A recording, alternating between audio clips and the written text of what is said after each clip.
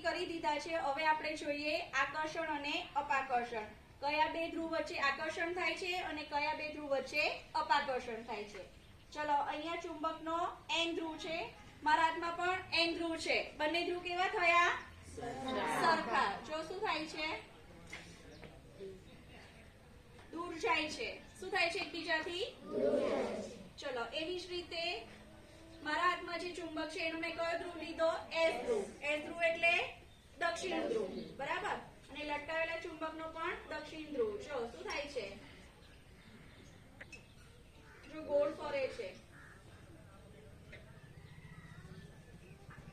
એ ફરીને બીજો વિરુદ્ધ ધ્રુવ આવીને ચોટે. જો ગોળ ફરી જાય છે ને, તો સમાન ધ્રુવ વચ્ચે શું જોવા મળે?